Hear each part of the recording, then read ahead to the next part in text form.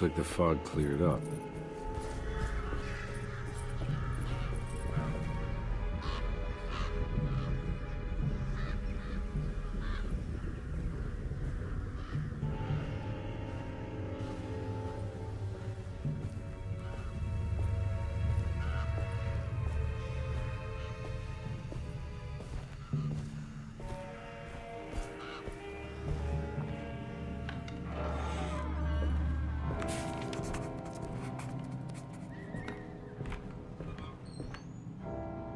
The address of the event where Jeremy first met the Dark Man surprised Carnby.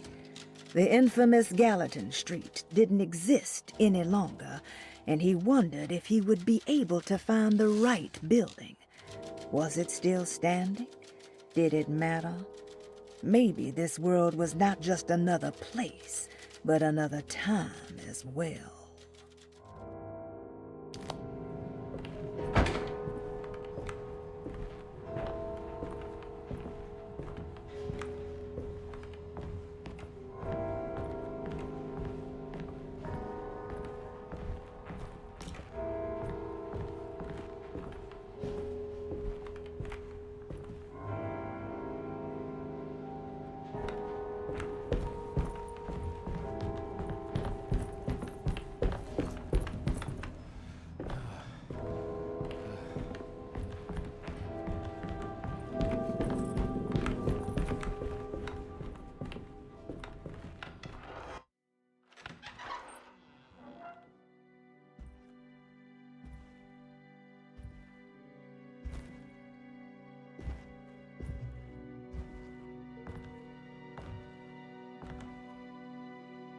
You want to tell me what this is all about?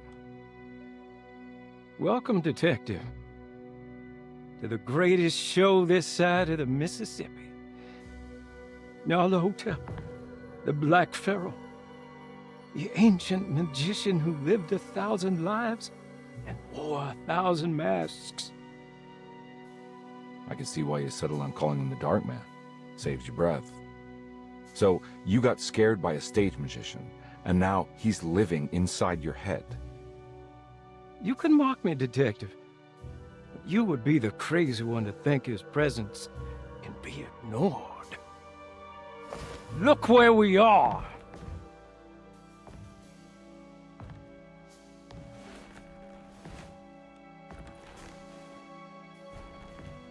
We didn't get to finish our last conversation, did we? You were about to tell me how to break the contract with the Dark Man.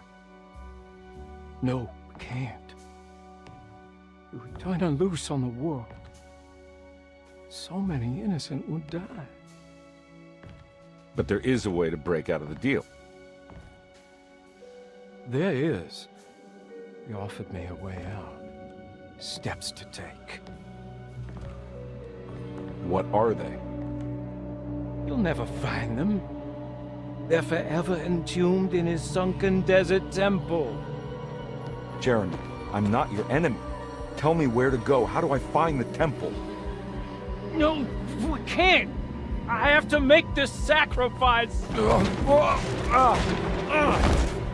God damn it, Jeremy. I'm gonna save you. Don't worry.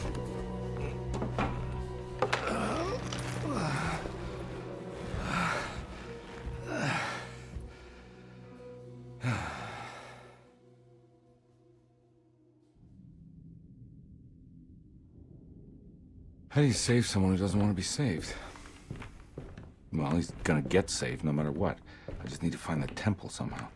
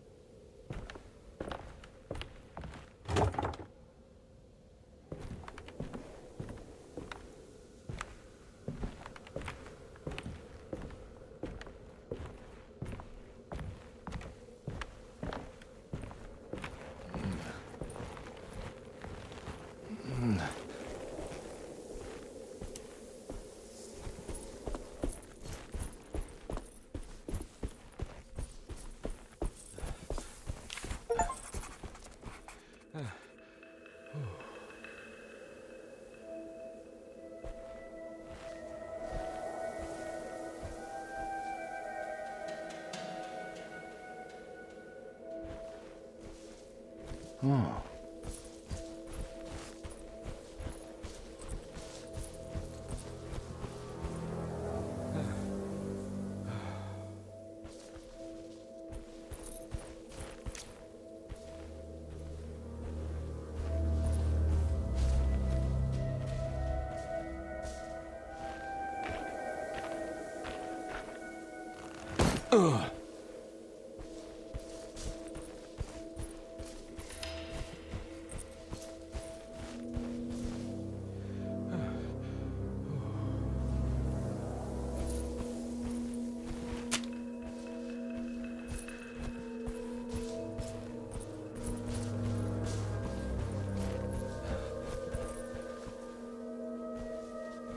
A sunken desert temple. I better get down there.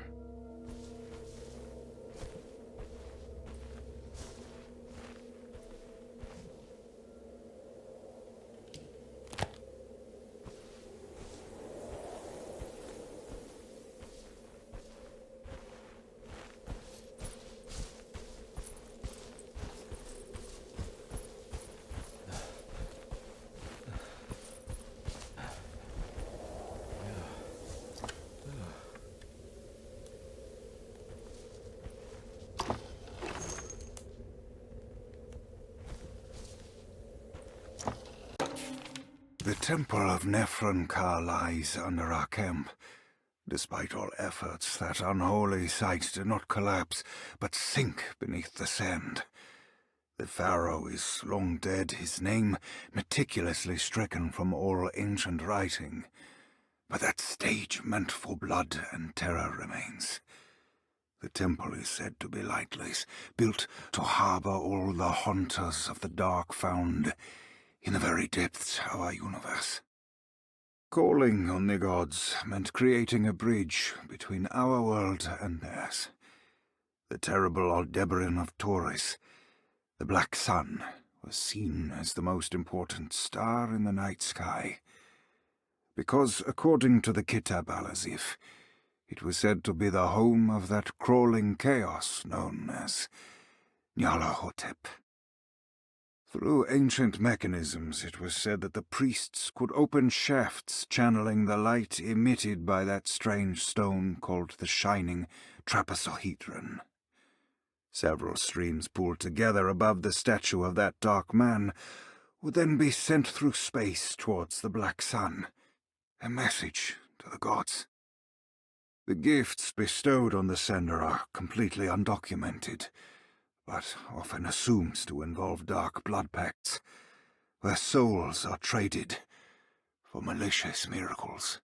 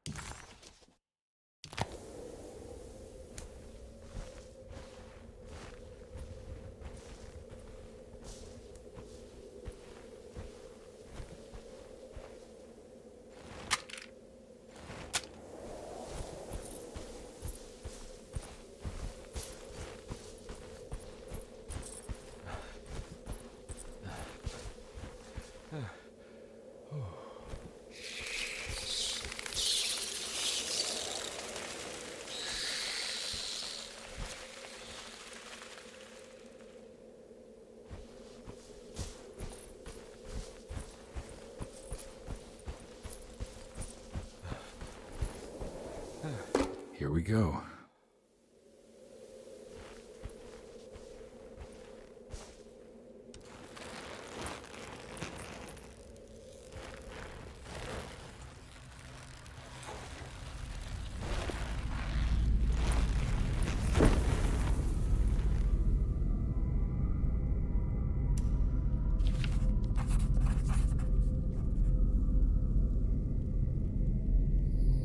The Dark Man's temple was buried beneath the sand, a cursed and dark place.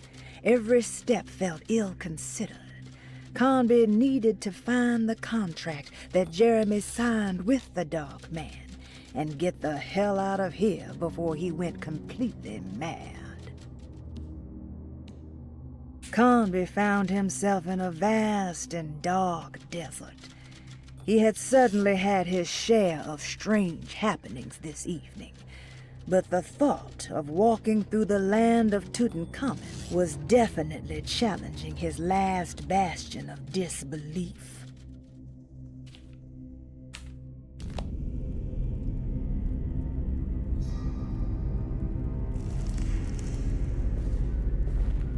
It's the star constellation from one of Jeremy's books. The Taurus. That one star's clear. I got a feeling this is it. This is where the contract is hidden. But how do I get to it?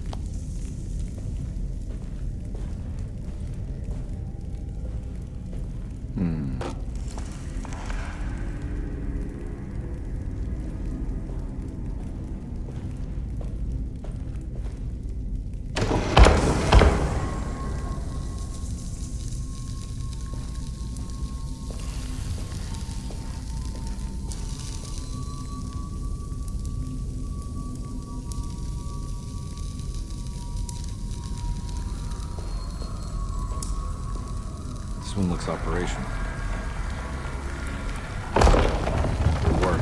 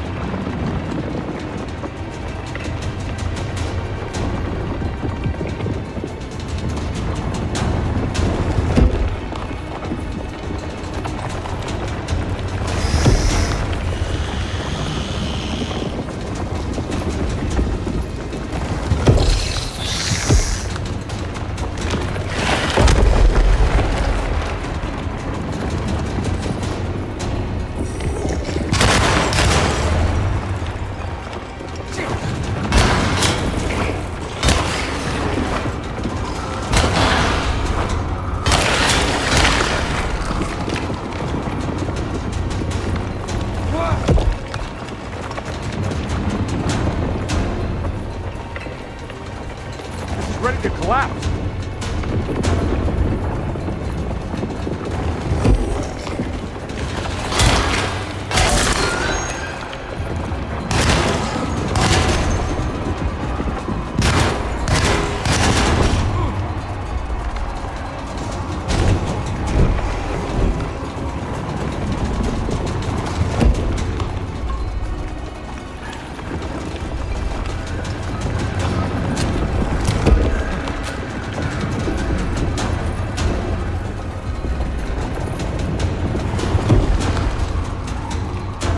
What's going on?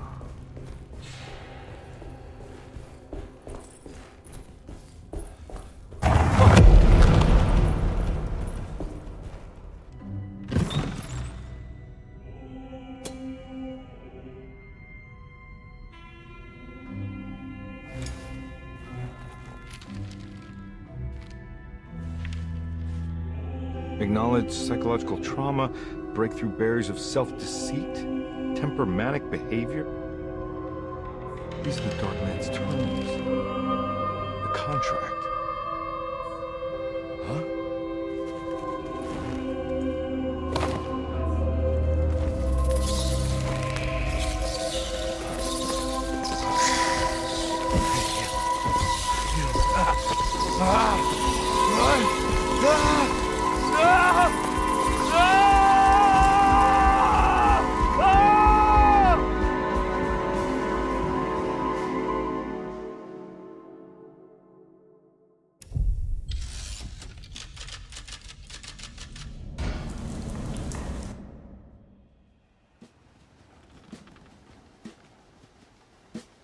Hey.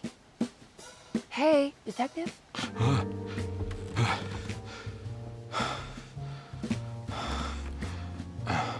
What are you doing? Oh, I found something. Great. Was it alcohol? God, no, I just got the wind knocked out of me. I think I know how to break the contract with the Dark Man. What exactly does that mean? Everything going back to normal. All right. I found some more information on Dorsetto and the patients. There are some seriously strange things going on here. I'm pretty sure 2 of the patients are dead and maybe even the clerk. Oh, yeah. I kind of just gave up on worrying about that. Well, just keep your eyes open, I suppose. What were you doing again? Jeremy made a pact with the Dark Man to keep all the madness locked inside Dorsetto. All right. I'm gonna break it. I just have to... Where is it? Where's the talisman? It's around your neck? Ah! Ah! I worry, detective. Don't, I'm fine. I worry that you're not much help on this case. At least you're a good distraction. Trust me. You're getting your money's worth. At this rate, I'm an absolute bargain.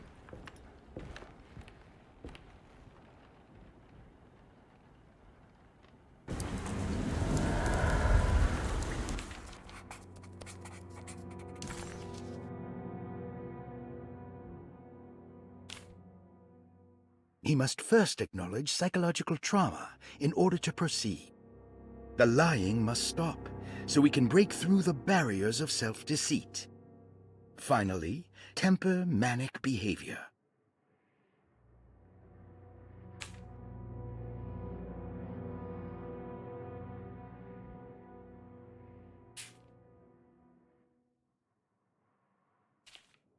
Medicine has failed me. Nothing can be done to dispel the hardwood curse. Only the sacrificial dagger may release the despair from Jacob's eye. Yet, doing so would be the doom of Dorsetto. Let this curse of mine be a weapon for once. I accept your demands. Oh, crawling chaos. Build your prison around this godforsaken hospital. When evil has been starved, I will stay buried forever.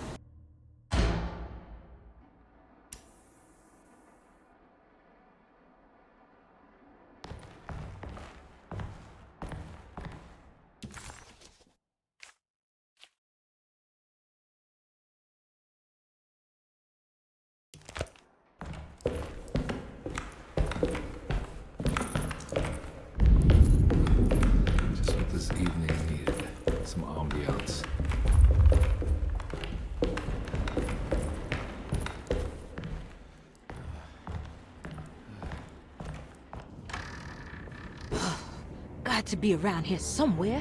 He wouldn't leave this house. I don't know what to think anymore. You run into that detective fella? Who is he? Can he be trusted? I think he one of the good guys. Well, you know, like us. Will he be all right with her coming? Praise the mother. He don't need to know about all that. Just help the job. Just calm down. Ain't time yet. God, it hurts. As far as I can tell, Detective Carnby seems to be solving problems, not causing them. Just be ready in case he starts anything.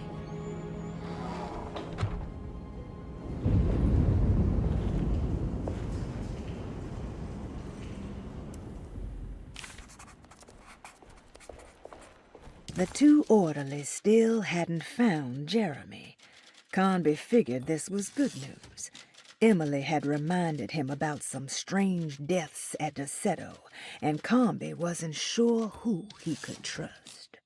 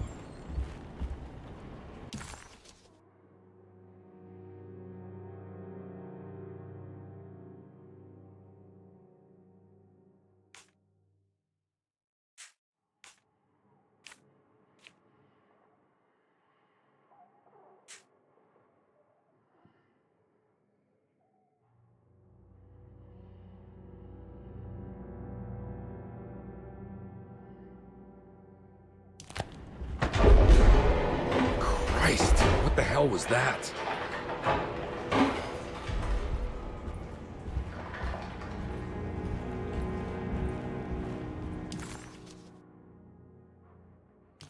It's blocked.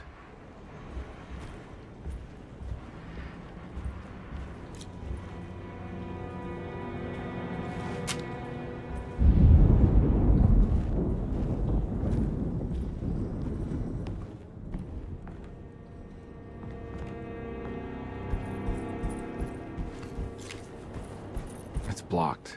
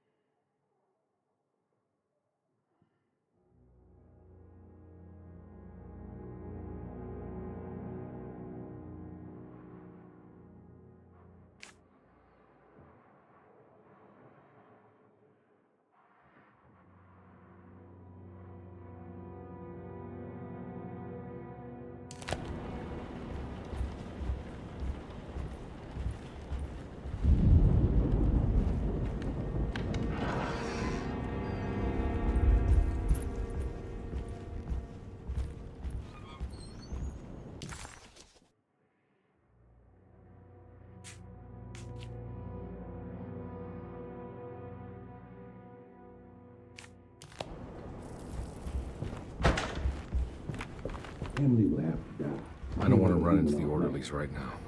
Not sure I can trust them. I think Dr. Gray might be in there. Perfect time to snoop around his office, then.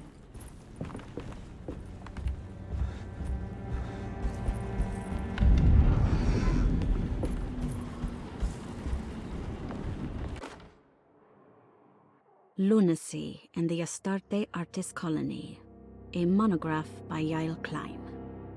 In early 1909, the old Derceto plantation outside of New Orleans was turned into an artists' colony. 3 famous European artists rented the house and the surrounding land from the owner, the Ledoux family. The colony was chiefly run by Sebastian Cortez, who was playfully dubbed the captain by his collaborators, William Arges and Heinrich Kassel. The colony existed for 6 years, until one day all 12 members disappeared without a trace. It is widely believed that their disappearance is connected to the disastrous hurricane that passed through on September 29, 1915, but nothing truly supports this claim.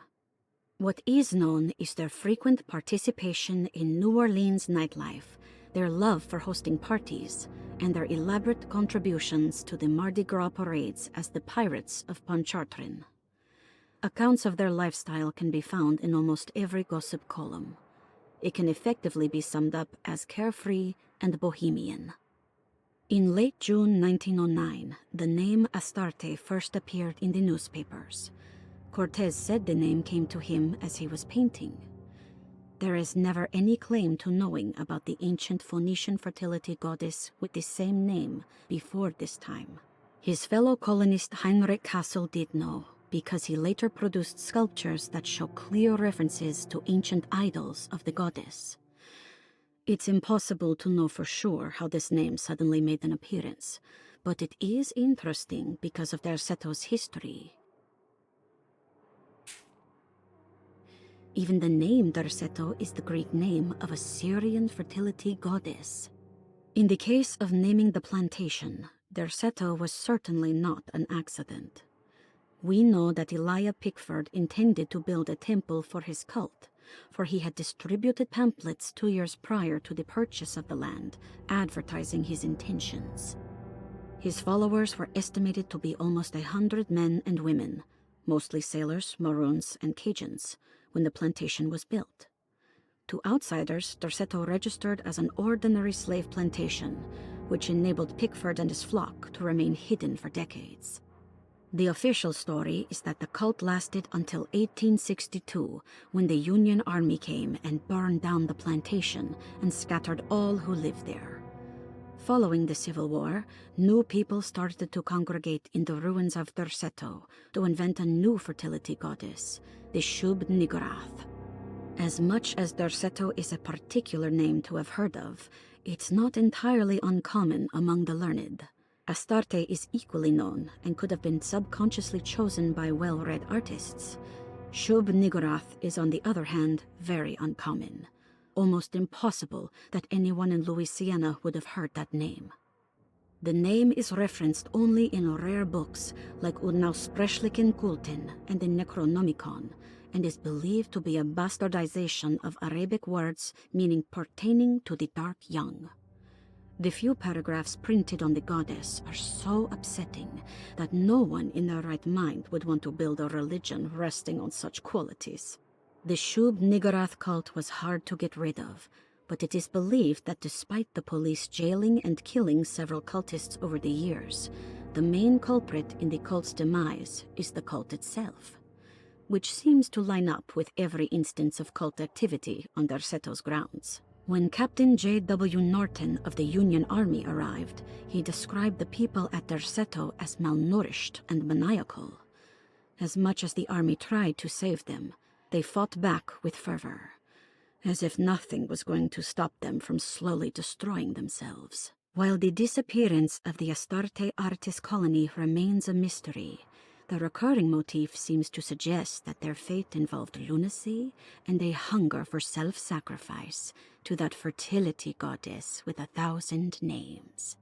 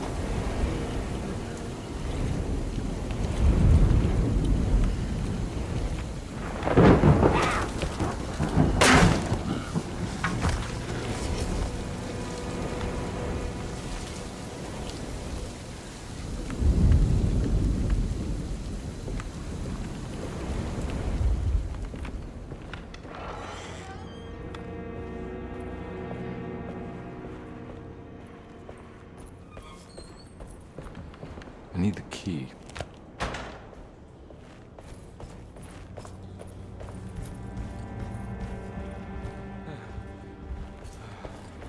I can't leave. I got a job to do.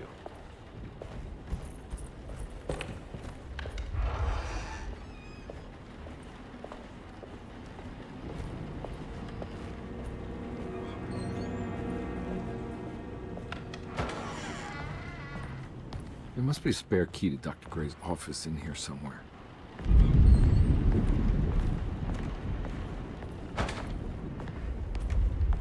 I don't have the combination for this, but maybe Jeremy did.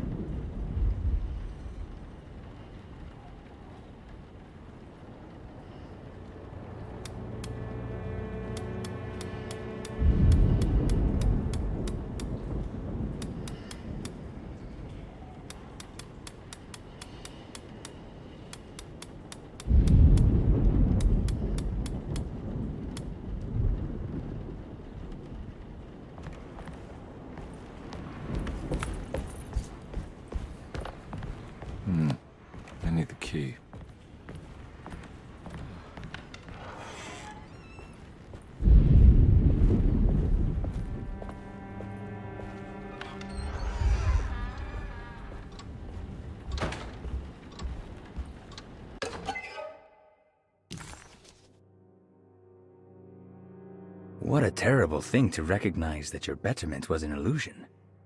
That you are so infatuated by the virtue of struggling that despite all your hard work, you made no real efforts to ever become well. Or that the treatment becomes such an obsession that instead of letting your wounds heal over time, you tear at the flesh in the hope that it will heal better and faster.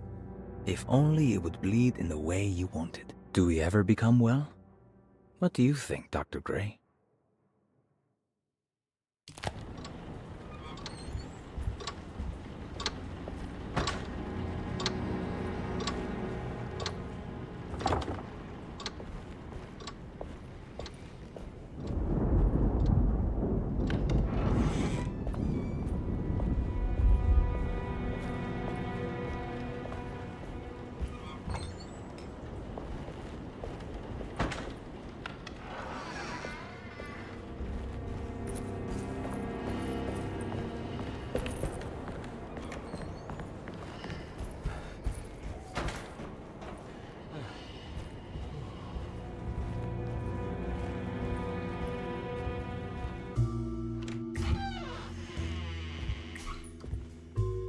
Detective Carnby. Good to see you again. Solved your case yet? I'm trying. Hey, Grace, you okay? Oh, she is just peachy, Detective. Are you looking forward to the Feast of St. John, Grace? I can't wait. Kids, ain't they great? What exactly are you planning for tonight? Oh, not much. We eat, we drink, we pay tribute to the wishing tree in the conservatory. The usual.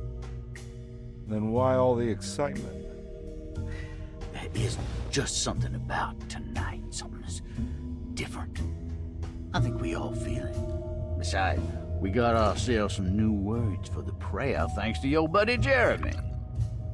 She'll come and turn the world inside out, and things will begin again. That sounds strangely threatening. You should come. Oh, God damn it, Grace. Stay put for once.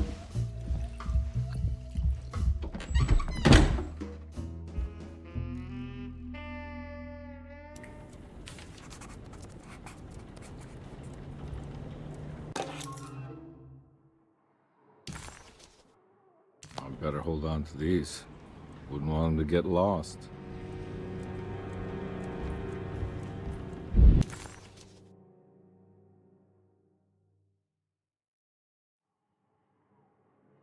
McCarthy was a deadbeat. His mere presence annoyed Carnby. It was like watching the worst version of himself mock him by simply being worthless. While Carnby enjoyed watching the child outplay the drunkard, there was something terrifyingly familiar about Grace. It was taunting him, like he was supposed to remember, but couldn't.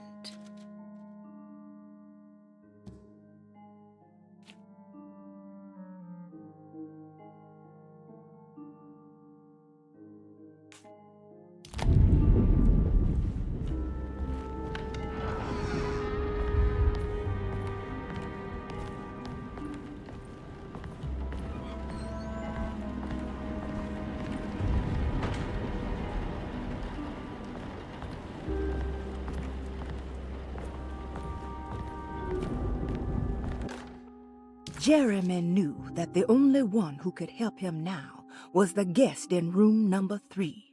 The room seemed to have been empty for so long. But that wasn't allowed to be true. The story needed to be different.